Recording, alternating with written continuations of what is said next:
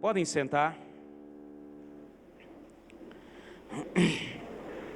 Eu quero estar falando com a igreja hoje de uma maneira um pouco diferente.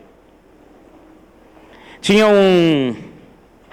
uma palavra para ministrar, mas diante de um ocorrido, o Senhor me levou a estar ministrando e colocando algo novo para a igreja. Algo que precisamos meditar, que precisamos nos colocar em intercessão. Amém, meus irmãos? Precisamos entender que o inimigo, ele é sujo, ele vem com seus ardis, ele vem de uma maneira que, para roubar, matar e destruir, como aprendemos no Evangelho de João. Mas o nosso Deus veio para nos dar vida e vida em abundância. Amém? Aconteceu algo essa semana, mais diante de vários fatos que vêm ocorrendo, tanto no Brasil como no mundo. Mas um número muito alarmante, principalmente aqui no Brasil. Perdemos ontem um pastor Rafael, que é ali da Catedral do Avivamento. Um jovem de 30 e poucos anos. 35? 33 anos. E ontem, quando eu cheguei em casa, eram umas 3h30, 4 horas da tarde, recebi essa notícia, e realmente é algo que abala. E eu quero hoje estar conversando com os irmãos, compartilhando com os irmãos, para que nós venhamos a entender a nossa posição. Agora, interceder, pedir pela família, pela esposa, pela filha. E entendermos que nós precisamos agir enquanto há tempo. Amém? Tivemos, por exemplo, uma outra perda, né? A avó do Danilo, que até está conosco ali. A dona Leci, né? Quantos anos, Danilo? 78. 78 anos. Claro, uma perda, sem sombra de dúvida. Intercedemos e oramos também pela família, que o Espírito Santo continue, né, a agir e consolá-los. Mas há uma diferença muito grande de uma senhora de 78 anos, que viveu, fez o seu legado. Claro que para sempre, para nós, principalmente entes queridos, sempre é cedo quando perdemos uma pessoa. Vocês concordam comigo? Sempre é cedo. Mas há uma diferença muito grande entre uma senhora de 78 anos, que viveu, como diz a palavra, viu os filhos e os filhos dos filhos, e tudo aquilo que Deus providenciou. De um jovem de 33 anos. E ainda de uma maneira trágica. Triste para nós, como pastores, da maneira como morreu. Mas não quero aqui ficar questionando ou querendo julgar nada da ação do rapaz. Mas quero hoje, em nome de Jesus, entendermos aquilo que Deus tem para nós como igreja. Eu quero que nós venhamos a tomar posse da bênção e da palavra do Senhor. Eu já falei aqui, e é muito importante, por exemplo, quando eu estive em Israel, que quando morre uma pessoa, um ente querido ou qualquer pessoa querida, eles não levam ao funeral ou mesmo no túmulo flores. Depois que sepulta a pessoa, eles vão e colocam ali uma pedra. E aquilo eu fiquei questionando, sem entender, pelo nosso costume. E aí perguntando para o guia que estava junto conosco, ele falou algo muito interessante. Falou, não, aqui nós damos flores em vida. Amém, meus irmãos? Nós damos flores em vida. Porque uma pessoa, depois que o corpo desce e volta à terra, ela não vai ver mais flores. não vai sentir cheiro de flores. Nós colocamos uma pedra porque a pedra não vai desgastar, não vai acabar. A flor você põe ali, no outro dia já murchou, já acabou. E isso ficou na minha mente, flores em vida. E hoje eu quero estar ministrando para a igreja, mesmo com o meu coração, como está com relação a esse ocorrido. Eu sei que eu recebi muitas mensagens me avisando, falando do ocorrido. Conheci esse pastor de uma maneira muito rápida, não tinha assim, não vou falar para vocês, tinha amizade, coisa com ele, realmente não tinha. Mas reconheço e sei que era um homem de Deus. Amém, igreja? Usado na mão do Senhor. E aqui eu quero abordar para vocês algo que é muito importante para nós como igreja. É chegado o momento de tirarmos o véu que está sobre a igreja, que está sobre a nossa fronte, que muitas vezes não nos deixa ver o que deveríamos ver e enxergar, antes que venhamos a ter problemas maiores. Abra comigo a palavra do Senhor, no livro de Êxodo, capítulo 34 do livro de Êxodo.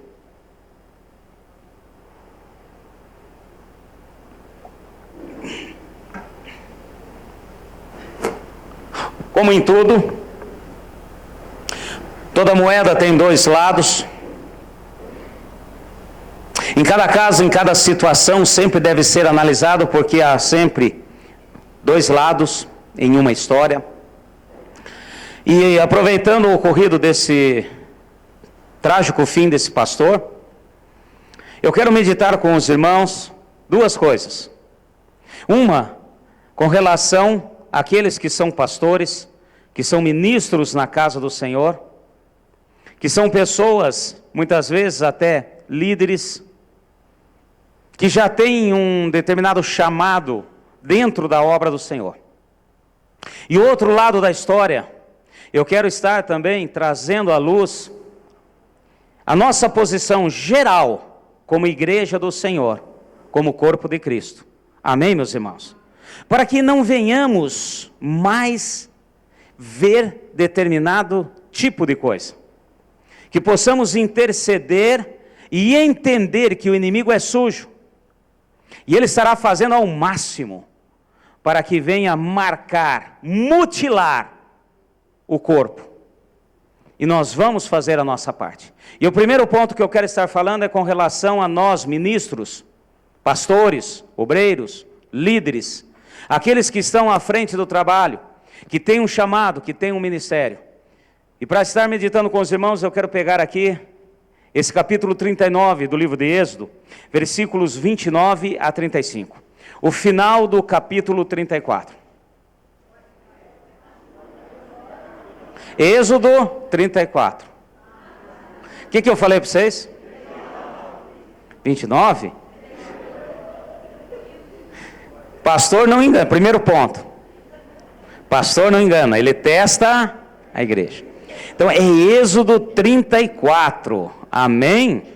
Versículo 29.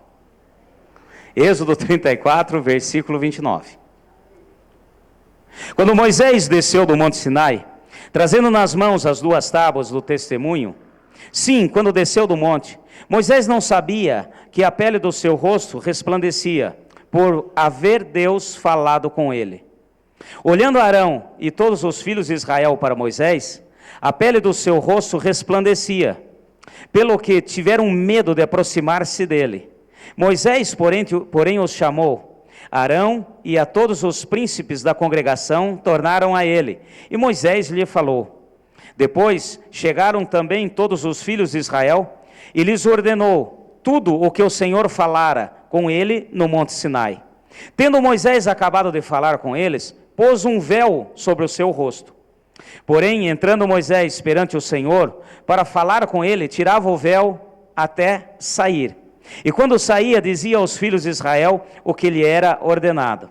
viam os filhos de Israel que o rosto de Moisés resplandecia. Então Moisés cobria de novo o rosto com o véu até entrar para falar com Deus. Amém? Esse ponto aqui eu quero pegar com relação ao acontecido, com relação a pastores, ministros, obreiros e todos aqueles que Deus usa. E agora eu quero estender inclusive para a questão do ministério sacerdotal da igreja. Amém, meus irmãos? A igreja, vocês sabem muito bem, todos nós escolhidos do Senhor, eleitos do Senhor, nós temos um ministério sacerdotal. O que quer dizer isso? Todos nós, todos, sem exceção, podemos ouvir de Deus e falar com Deus. Amém, meus irmãos? Esse é o ministério sacerdotal da igreja. É isso que a reforma trouxe até nós, entendemos e participamos. Porém, eu quero falar para vocês algo que é muito importante. Apesar de tudo isso, nós somos homens, nós somos seres humanos, nós temos limitações, não somos super-heróis, não somos super-crentes. E esse ponto é muito importante para nós. E eu estou falando de um lado agora. E é muito importante nós entendermos esse princípio. E aqui nesta passagem, nós vemos o seguinte: Moisés subiu no monte, a primeira vez, Deus escreveu com o seu dedo na pedra, e deu a ele todas as ordens, as leis, ordenanças, deu tudo a ele. Ele não tinha lá espelho, ele não tinha um celular para fazer uma selfie com Deus. Então, obviamente, ele desceu todo sorridente, desceu com as mensagens que Deus deu para que passasse para o povo. Ele desceu como um mensageiro do Senhor, como um ministro nas mãos do Senhor. Amém, meus irmãos? E ele mal sabia, ele não tinha noção, porque como eu disse aqui, não tinha espelho lá. Ele simplesmente desceu, e como nós vemos na narrativa, assim que encontrou o seu irmão Arão, aí ele foi informado por eles, que o seu rosto brilhava. E é interessante que o rosto de Moisés brilhava, como uma consequência do agir de Deus. O rosto de Moisés brilhava como uma consequência daquilo que Deus queria e fez através de Moisés. E eu quero dizer, igreja, que tudo o que aconteceu no Antigo Testamento no natural é para nós hoje no espiritual.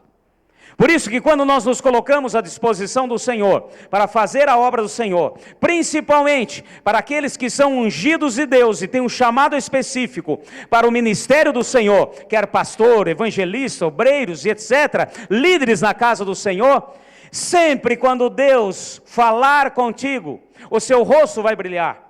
Talvez não de uma maneira natural como aconteceu com Moisés, mas de uma maneira sobrenatural, onde as pessoas irão olhar para você e vão ver algo diferente, porque é o poder de Deus agindo, o sobrenatural do Senhor através do rosto. A hora que fala rosto, meu irmão, podia brilhar a mão, podia brilhar o pé, podia brilhar qualquer coisa, mas o rosto é sinal de personalidade, é sinal de caráter. Amém, meus irmãos? O rosto é sinal de caráter, de personalidade. A pessoa é conhecida pelo seu rosto. E nós vemos que Moisés, ele criou algo, por causa que ele achou que ele seria um super-herói, um super-crente. Ele chegou, o seu rosto brilhava. Na primeira vez ele nem tinha noção que brilhava. Tanto que o seu irmão falou para ele. E depois aconteceu algo, que ele colocou um véu. Aprendi lá atrás, logo que me converti, de que Moisés tinha colocado o véu para manter a glória do Senhor, para não se exibir na presença dos irmãos. Mas na verdade é outra coisa. E isso aqui é muito importante para nós, principalmente diante do ocorrido, do que ocorreu. Vai comigo agora rapidinho, vamos mais à frente. Primeira carta de Paulo, segunda, perdão, à igreja de Corinto. Segunda carta de Paulo à igreja de Corinto, onde Paulo aqui, pelo Espírito, revela e traz algo novo para nós em cima desta passagem. Segunda carta de Paulo à igreja de Corinto, capítulo 3. Amém, meus irmãos? Pega comigo aqui no versículo 7. Segunda carta de Paulo, capítulo 3, versículo 7. Achou aí? E se o ministério da morte, gravado com letras em pedras, veio em glória, de maneira que os filhos de Israel não podiam fitar os olhos na face de Moisés, por causa da glória no seu rosto, ainda que se desvaneceste. Como não será maior a glória do ministério do Espírito? Amém. Aqui, o Espírito Santo traz algo para nós, para entendermos o que estava acontecendo com Moisés. O Espírito Santo traz algo novo.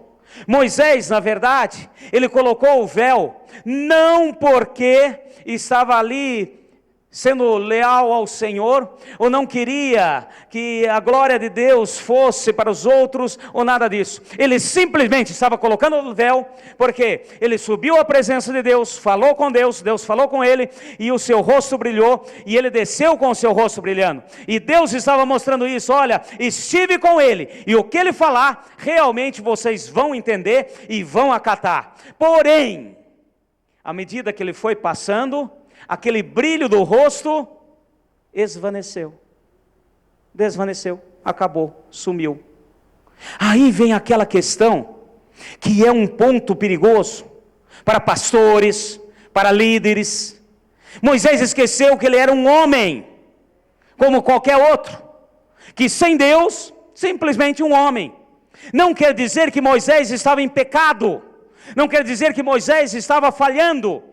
Simplesmente chegaram para ele e falaram: aquele brilho acabou. Aí ele colocou o véu, porque ele tinha que mostrar para as pessoas que ele era um homem de Deus. Ele tinha por obrigação mostrar para as pessoas que ele era um homem ungido. Ele tinha que mostrar para as pessoas que ele foi chamado por Deus para conduzir aquele povo. Ele tinha que mostrar para as pessoas que ele continuava na frente daquele povo.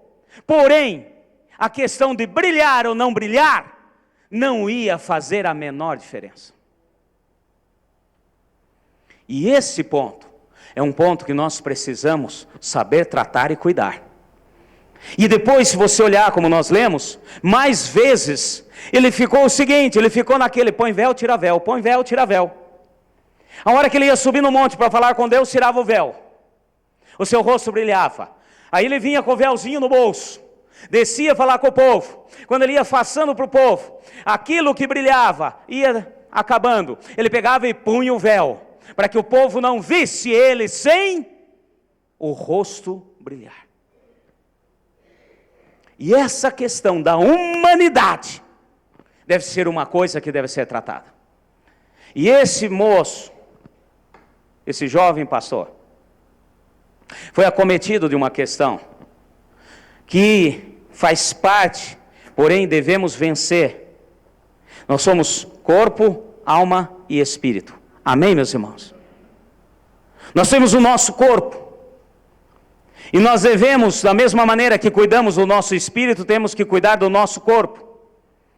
E da mesma maneira devemos cuidar da nossa alma, onde estão os nossos sentimentos. E qualquer um que é pastor, que é líder, e que ocupa qualquer posição, precisa entender isso. Que a glória que faz brilhar vem do Senhor. E nós somos simplesmente seres humanos. Falhamos, e não está aqui nem em questão se Moisés realmente falhou ou não falhou. Simplesmente Deus, ele falou assim: agora não precisa brilhar mais, você já deu o recado, agora não precisa mais do brilho, você já fez o que eu queria que fizesse. E não queria dizer que Moisés iria perder a posição dele de líder. Não estava, Deus não estava dizendo: estou tirando você da liderança. Tanto que, passado algum tempo a mais, quando questionaram a liderança de Moisés, os seus 2 irmãos, Miriam e Arão, o próprio Senhor falou com eles na Shekinah. Falo com os profetas através de sonho, porém, com o meu servo Moisés, falo face a face. Amém, meus irmãos? É claro que, se nós pegarmos, não vou entrar agora em detalhe, mas se você pegar, ele começou com essa história, põe véu, tira véu, põe véu, tira véu, até que chegou uma hora que Deus falou com ele, e ele entendeu, que independente, se as pessoas estavam vendo o rosto dele brilhar, ou não brilhar, quem fazia, usava e executava era Deus. E esse é um ponto que eu quero passar para vocês, igreja. Esse é um ponto que eu quero passar para cada um de vocês. Porque nós temos que ficar atentos. Porque nós temos chamados. E qualquer tipo de chamado, ministérios, independente, pode ser que em nome de Jesus eu esteja falando com pessoas aqui, alguns já são pastores, aqui nessa igreja, louvado seja Deus. Outros já são evangelistas, estão sendo preparados para pastores e etc. E nós precisamos entender que uma hora brilha, outra hora não brilha. Agora, independente disso, continuaremos a estar na mão do Senhor. Amém, meus irmãos? E esse é um dos pontos que pode trazer um homem, uma mulher de Deus, à opressão. E é uma coisa perigosa. E é algo que nós devemos entender e repreender, e se necessário for, ir até atrás de profissionais. Esse moço estava cometido, provavelmente, dessa questão da opressão. Essa questão que depois, se vai se deixando levar, vira depressão.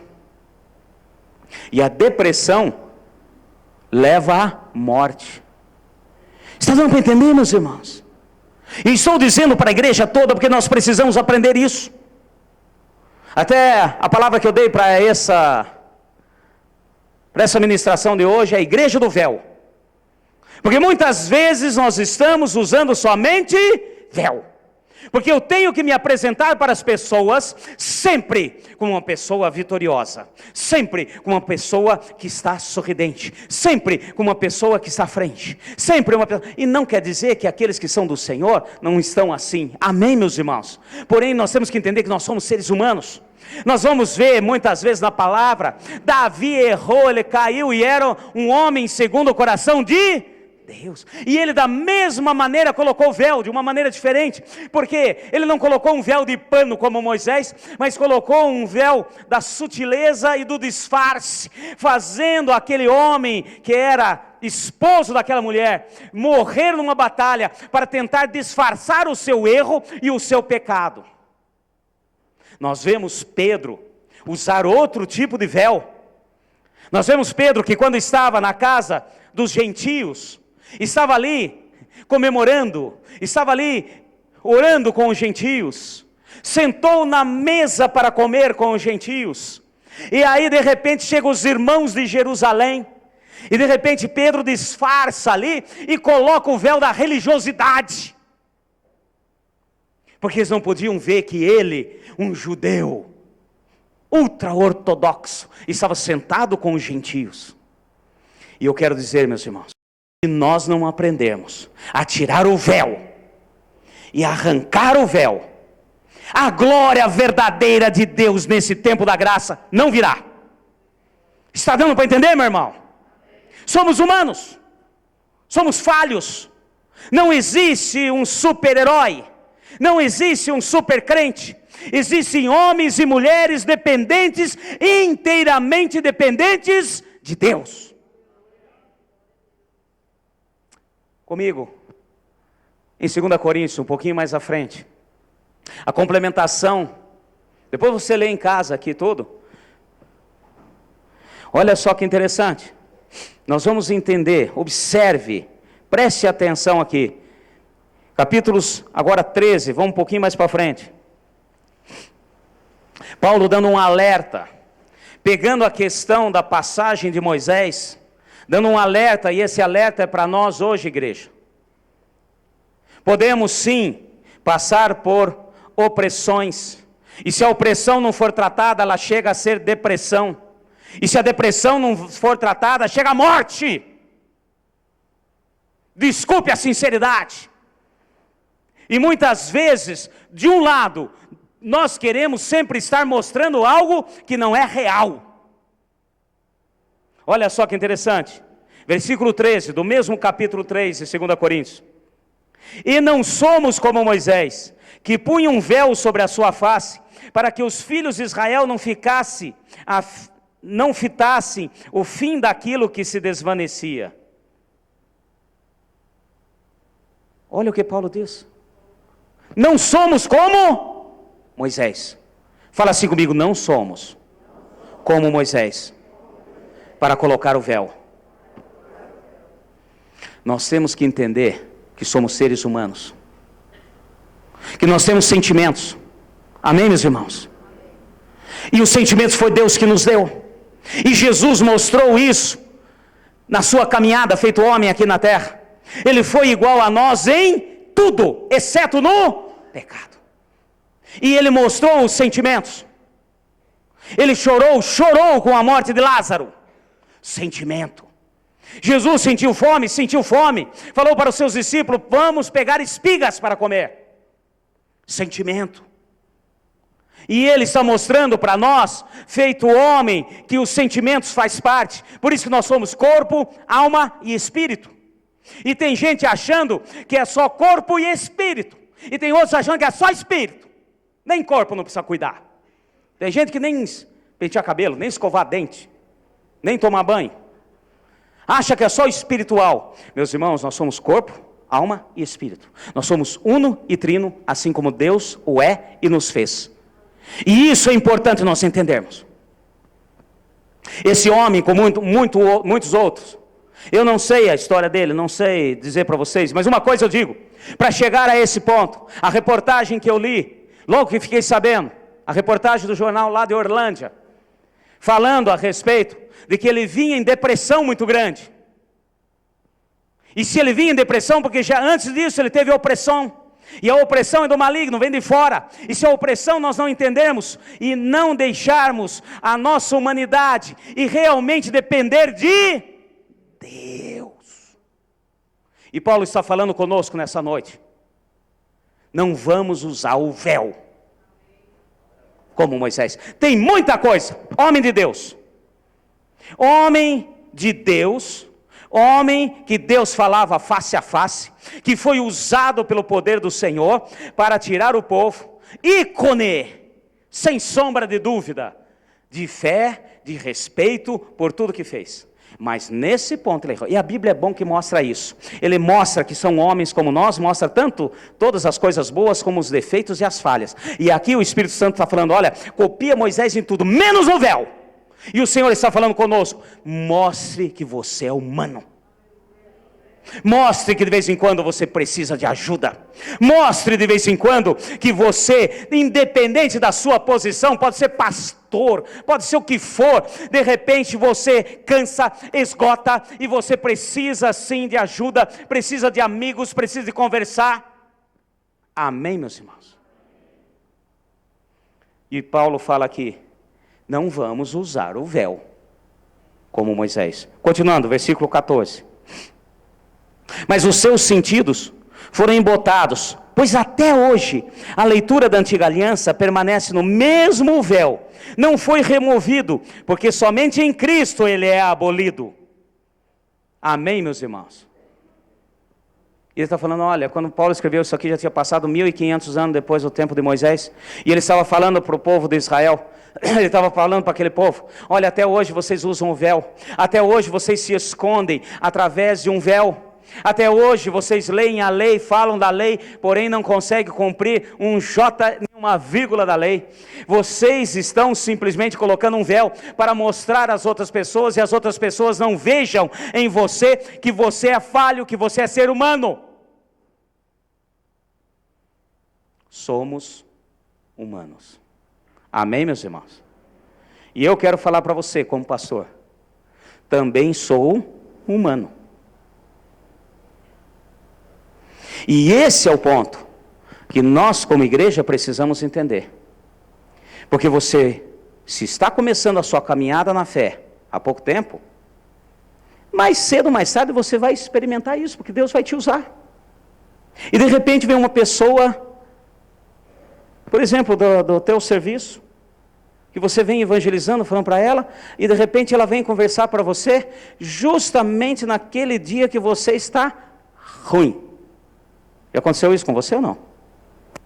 Você ora todo dia, você jejua, você dá glória a Deus, você está ali com Deus, você está maravilhoso, em real é Deus caminhando com você, você junto com Ele, sentindo ali Deus, de repente um dia você não está assim muito bem.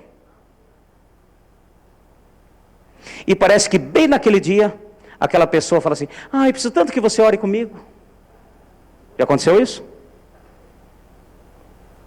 Meus irmãos, é hora de entendermos que não é colocar véu, é clamar a misericórdia do Senhor e entender que se vou orar, mas eu vou primeiro subir de novo na presença do Senhor, para que possa ter êxito naquilo que eu vou fazer. Não simplesmente colocar um véu e falar aquelas palavras bonitas, decoradas, ou então naquilo que eu aprendi com um determinado pastor, que eu ouvi, e eu vou usar um crentez número 10. Não. Nós precisamos fazer com que o nosso rosto brilhe de novo.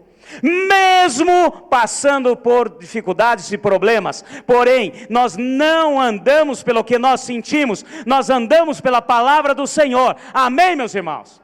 E temos que entender que somos humanos, e temos sim momentos de dificuldades, de fraquezas, temos dificuldades em todos os pontos, e se isso não for entendido, se isso não for tratado, misericórdia, caminha para a opressão,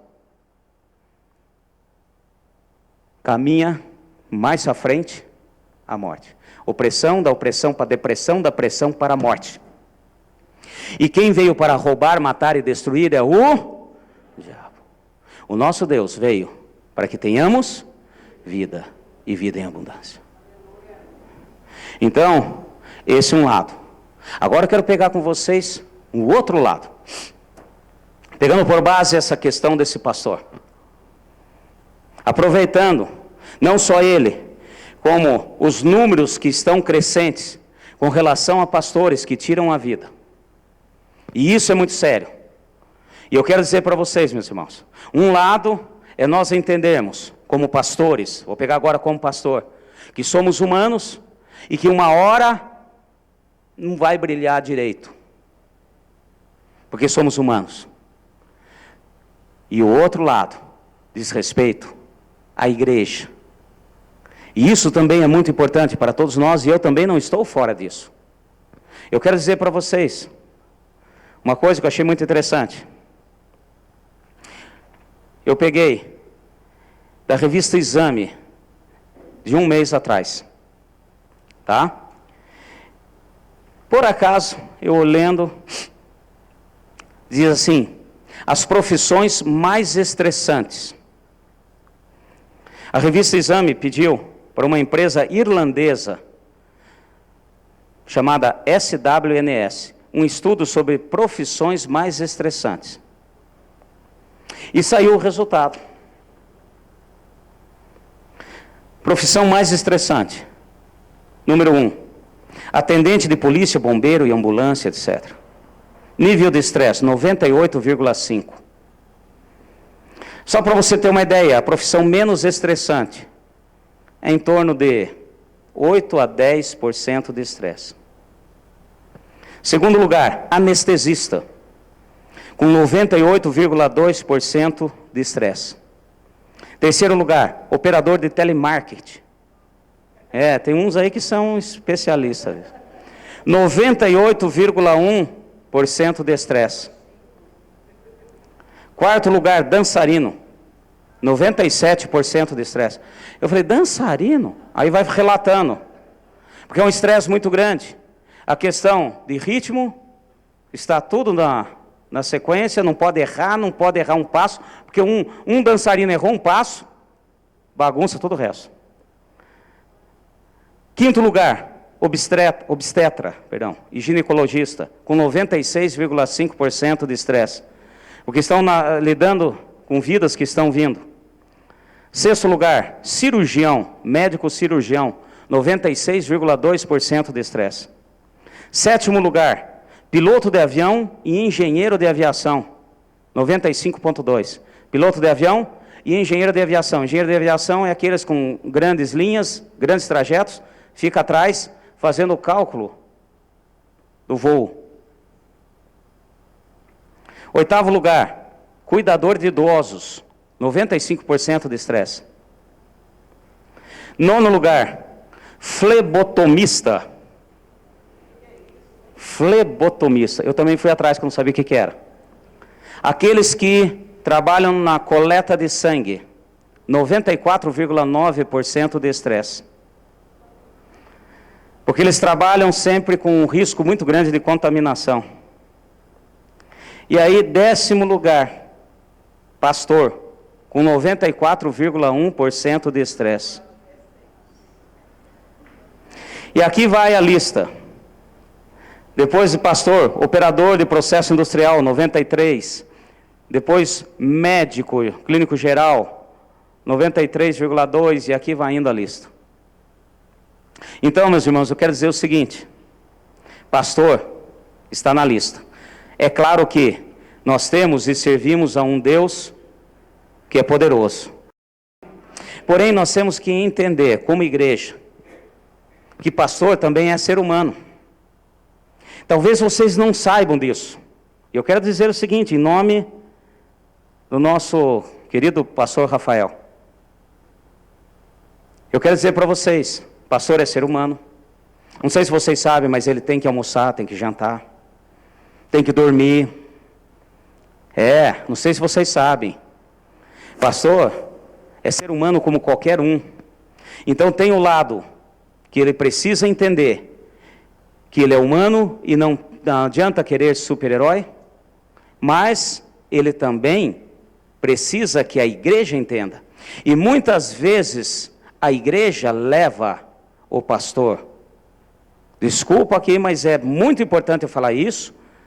E isso que eu estou falando é em cima de estudos, em cima de simpósios que eu já participei, em que a igreja leva os pastores à opressão, e se não tratar a depressão, e misericórdia, até uma tragédia como essa.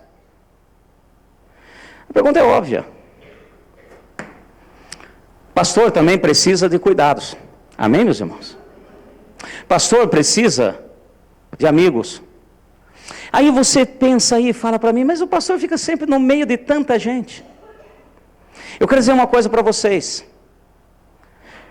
Nesse estudo aqui, da questão das profissões mais estressantes, uma das coisas que colocou os pastores e os ministros de Deus numa questão, é a questão do isolamento. Isolamento. Por quê? É difícil porque ao mesmo tempo que a gente está no meio de muita gente, ninguém quer se envolver com o pastor, porque corre o risco. Com a família do pastor, porque corre risco. Se eu for sair, jovens, se eu for sair, e se eu for levar os filhos ou as filhas do pastor, de repente ela vai ter coisa lá, que vai contar para o pastor, que não pode saber, então não vai. Não convida, não participa. E muitas vezes, não porque não é convidado, muitas vezes também, porque o pastor se ocupa demais. Interessante, faleceu há pouco tempo, eu estava até conversando com a Bruna, aquele Stan Lee, não sei se vocês conheceram, ouviram falar. Ele era interessante, ele era caçadores de super-humanos. Ele foi quem criou aí muitos super-heróis. Eu não estou fazendo apologia a super-heróis, nada disso. Mas era interessante que ele punha caçadores para o mundo inteiro de super-humanos, ele chamava de super-humanos. Pessoas que tinham capacidades assim, humanas, além do normal. E em cima dessa pesquisa que ele fazia, ele criava super-heróis. Inventava aqueles super-heróis. Então a maioria dos super-heróis é Marvel, né? Marvel. Então, ele criou. Eu acho que ele morreu agora, né? Faz pouco tempo. Ele estava já para achar o pastor. Ele já ia achar o pastor. Aí ele ia criar um super-herói, não sei que nome que ele ia pôr. Super gospel, né? Qualquer coisa assim. Porque muitas vezes, eu até vou falar aqui para vocês, né? Só para exemplificar. Se a gente fizer uma pesquisa, tá? Na igreja aí. Eu não fiz. Mas mais ou menos em cima do que a gente já ouve. Preste atenção. Tá? O pastor deveria dedicar por dia a visitas, aconselhamentos, estudo, oração, planejamento, administração, reuniões, descanso, família, pregação. E se a gente pegar tudo isso aí num dia, somar, deve dar no mínimo umas 40 horas no dia. Porque sempre o pastor é cobrado com todas essas coisas. Eu sei, eu estou falando de coisa que eu experimento. As pessoas esperam um super-humano infalível. As pessoas esperam, e agora estou falando de igreja. Estou falando do outro lado da moeda. E se nós, pastores, não entendermos, e se nós não colocarmos um limite, nós vamos entrar na opressão, da opressão na depressão, e ali vai a morte, que é o que o inimigo quer. Porque as pessoas cobram-nos constantemente 24 horas por dia. Vocês não sabem o que é um telefone de pastor. Muitos aqui talvez tenham experimentado. Eu estou desligando meu telefone à noite. Gente, não para de tocar. Eles acham que pastor não precisa dormir. Eles acham que pastor tem que estar à disposição a qualquer hora e a qualquer momento. E ligou, tem que atender. Outra coisa, WhatsApp. Eu tenho WhatsApp. Vocês usam. E eu vou dizer para vocês, pode mandar WhatsApp. Mas eu vou ler, vou atender a hora que eu puder. Às vezes nós estamos atendendo alguma pessoa de gabinete. O telefone toca. Eu já tenho uma mensagem pré-programada. Tocou 3 vezes, eu não atendi. Acho que alguns já receberam aí. Não posso atender, ligarei em breve. E a pessoa liga de novo. Aí eu desligo. A hora que eu ligo o telefone, depois que eu atendi a pessoa, já tem uma mensagem no WhatsApp. Pastor, preciso falar urgente com você. Ué, sei. Aí eu vou ligar para a pessoa. A hora que eu ligo para a pessoa, você pensa, o que será que está acontecendo? Um caso sério. Aí ela vem falar que ela veio na igreja e uma pessoa olhou torto para ela. Não deu a paz do Senhor a hora que ela saiu. Estou falando sério. O nosso telefone toca 24 horas por dia. 365 dias no ano. Das mais diversas ocorrências. Às vezes coisas que precisam. Eu vou falar para vocês um texto que eu achei aqui que é muito interessante. Eu estou falando coisas que nós precisamos meditar e entender. E sermos auxílio com a vida dos pastores. Amém, meus irmãos? E entendemos o princípio de Deus para não perdermos. Porque depois fica aquela questão, puxa vida, olha, manda mensagem, manda WhatsApp, coitadinho, olha só, morreu, pulou da ponte, jogou na frente do caminhão, deu um tiro na cabeça, misericórdia, fez isso, fez aquilo, judiação, onde que já se viu, vamos orar pela família, olha a viúva, olha os filhos, puxa vida, e fica mandando mensagem para um e para outro. E quando você estava com esse pastor, o que você fez por ele? E quando você estava próximo dele, o que você fez? Vocês estão entendendo? De dar flores em vida. Nós temos aquela consciência de que o pastor é obrigado a me atender em tudo. O pastor é obrigado a fazer tudo. O pastor é obrigado a me responder tudo. Estamos aqui para orientar. É que nós não queremos muitas vezes a responsabilidade das minhas tomadas de decisões e orações ao Senhor. Eu estou falando aqui, não conheci, volto a dizer, nem sabia que conheci, umas 2 vezes cumprimentei esse pastor. Mas para acontecer o que aconteceu, com certeza, muito disso que eu estou falando, ele devia ter passado. Deveria estar se passando. Com certeza. Eu vi um texto que eu achei muito interessante. Seguinte. Aqui, pastor perfeito. Após centenas de anos de procura, achou-se o pastor perfeito. Centenas de anos, então não sou eu. É o que todo mundo quer, presta atenção. É um líder que consegue agradar a todos. Ele consegue pregar conteúdos de 1 hora em 30 minutos. Agradando quem gosta de pregação rápida e quem gosta de um ensino profundo. É divertido e ao mesmo tempo sério. Ele condena o pecado sem apontar o dedo para não confrontar ninguém. Trabalha diariamente das 8 às 22 e faz de tudo, faxina na igreja, preparação de palavra, mantém a igreja na excelência do cuidado, mas sem exigir compromisso de ninguém da igreja. Quem puder, vai. Não trabalha fora, não incomoda a igreja com suas necessidades pessoais, mas está sempre bem vestido.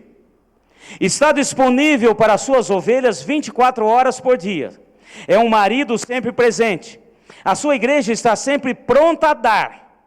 Ajuda os pobres, ajuda missões, mas nunca incomoda o povo pedindo ofertas e doações. Tem energia de um jovem de 30 anos e a experiência de um senhor de 50. Não gostei dessa parte. Tem energia de um jovem de 30 e a experiência de um moço de 50. Ama trabalhar com os jovens, dedica-se integralmente a cuidar dos idosos, sorri o tempo inteiro, apesar de se manter sempre sério, porque é seriamente dedicado a manter o seu senso de humor, visita diariamente 10 pessoas e passa o resto do tempo livre evangelizando, e também continua durante o dia a orar. Sempre que precisamos dele, podemos encontrá-lo no seu gabinete. Está sempre em forma, come tudo que as pessoas oferecem e sempre gosta de tudo. Ele é um homem que vive reservado para a oração, mas sempre está lendo um livro. É carismático, faz amizades novas todos os dias, confia rapidamente em cada pessoa que chega na igreja e entende que as pessoas precisam de um tempo para confiar nele. Esse pastor foi preparado para assumir esse nível de pastoreio, mas quando ficou pronto, morreu. Não assumiu o pastoreado.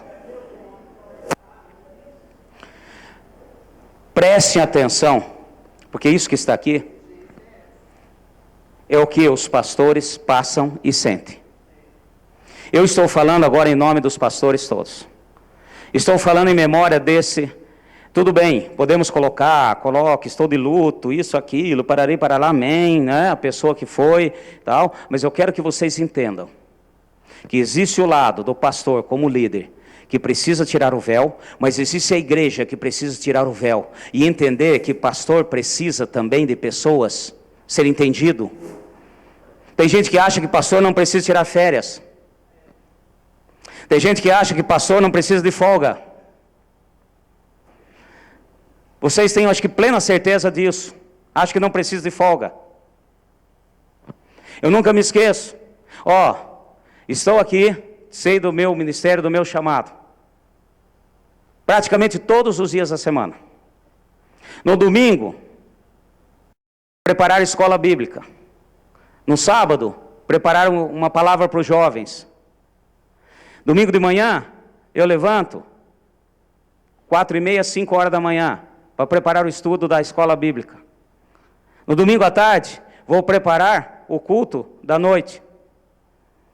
Almoço, dou uma descansadinha, mas já tenho que levantar porque eu tenho que preparar o culto. Dar uma olhada nas escalas, verificar se não tem furo nenhum, como que estão as coisas.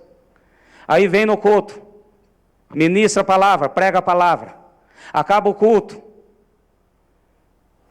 Aí tem que orar com o irmão, conversar com o outro, conversar com o outro. Às vezes ouvir aquele irmão que está contando pela 50ª vez a mesma história. E a gente fala, ensina, exorta, fala, e ele vem e fala de novo a mesma coisa, mas amém, estamos aí para isso. Aí chega na segunda-feira, de manhã, estou aqui. 7h da manhã, estou aqui. Atendendo pessoas, fazendo gabinete, cuidando da parte administrativa, orando pelas crianças da escola, almoço, geralmente à tarde uma visita. Aí teve um dia, isso de domingo a domingo, fomos no shopping comprar um presente que precisava para um aniversário, numa terça-feira de tarde. Encontrei com o irmãozinho no shopping. Vira para mim e fala assim, a gente tem que ouvir essas coisas. Ei, pastor, vida boa, hein? Plena terça-feira no shopping. Fazer passar um mês comigo miserável. A gente ri. Mas eu vou falar uma coisa, tive que orar muito para aquele irmão. Gente, a gente foi lá num pé correndo para sair no outro pé, para voltar, para fazer isso, fazer aquilo, dar conta de atender tudo. E quando aquele irmão chega para você e fala assim, puxa vida, passei por problema, estava doente, você nem foi me visitar. Eu falei, meu filho, não tenho bola de cristal. Se você não falar, e outra coisa, a adivinhação não faz parte daqueles que são do Senhor. Então, todas essas coisas. Então, meus irmãos, rapidamente, para encerrar, eu quero dizer para vocês alguns pontos que nós sabemos, já participei de reuniões de pastores, participei já de reuniões em São Paulo, de conselhos de pastores, participei de congresso de pastores, congresso de filhos de pastores, que também são muitas vezes atacados por causa disso. Eu vou pegar alguns pontos aqui, um resumão. Item 1, se você quer levar o seu pastor à opressão, arrume muitos problemas para o seu pastor resolver. Muitos problemas, do tipo, o pastor é pago para resolver problemas. Vai assim atrás, dê preferência para aqueles bem bobo. Tipo assim, pastor, você não viu que o bebedouro estava sem água? Pastor, eu saí ali fora e tropecei, o senhor não viu que tem ali, o piso está quebrado? Pastor, você não viu que quando a gente sai, eu escorreguei porque o chão estava molhado e estava chovendo? O pastor está sendo pago para isso. Meus irmãos, desculpe a sinceridade, mas se você quer levar o seu pastor à opressão, traga bastante problema bobo para ele. Fale de que na sua rede social aí, que você tem, uma pessoa falou de você, que você é um canarinho que canta desafinado. Aí você vem trazer para o pastor. Segundo ponto, arrume uma forma de pôr defeito em tudo que o pastor faz. O pastor tem a obrigação de fazer as coisas perfeitas e cuidar para que cada ministério faça tudo certinho. Você quer ver o pastor entrar, nessa questão de opressão? Comece a reclamar de tudo. Liga o ar, reclama para o pastor. Desliga, está calor, reclama para o pastor. Vocês não sabem o que a gente passa por isso. Já teve gente que acabou o culto, chegou a reclamar para mim, olha, se continuar ligando o ar desse jeito, eu não venho mais na igreja. E sai aquele irmãozinho e fala assim, olha, se continuar esse calorão dentro da igreja, eu não venho mais.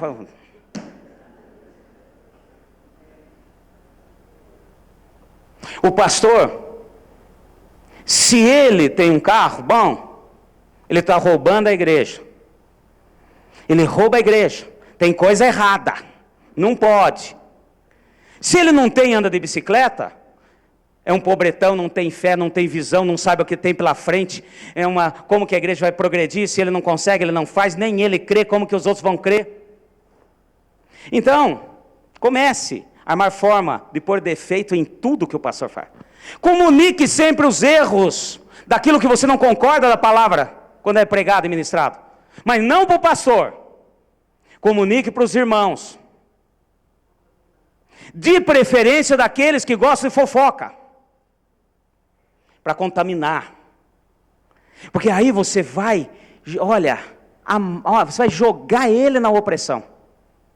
Ai, não concordei. Ai, eu não concordo com isso. Ai, porque foi uma mensagem direta. Ai, porque foi uma indireta. Ai, só porque eu fui na igreja ele pregou sobre isso. Só porque eu fui na igreja ele pregou daquilo. Faça isso. Terceiro ponto. Não elogie nada do que o seu pastor está fazendo. Afinal de contas, elogiar para quê? Ele está fazendo mais do que a obrigação, ele recebe para isso. E se eu elogiar, ele vai ficar orgulhoso. Ele vai ficar prepotente. Não fez mais que a obrigação. Quer ver o seu pastor cair na opressão? Nunca ore por ele. E nem fale que você está orando, se por acaso estiver orando. Isso aqui são pontos que a gente pega, tá? Nunca ore por ele.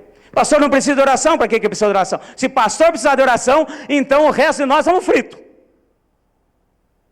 E eu quero que você entenda que pastor é ser humano como qualquer um de nós. E se por acaso você orar, interceder por ele, por um lampejo do Espírito, não precisa falar não. Meus irmãos, você não sabe o quanto é bom. Às vezes em dias e períodos que a gente está numa dificuldade imensa, que a gente passa por problemas e dificuldades, e um irmãozinho fala assim, pastor, estou orando por você.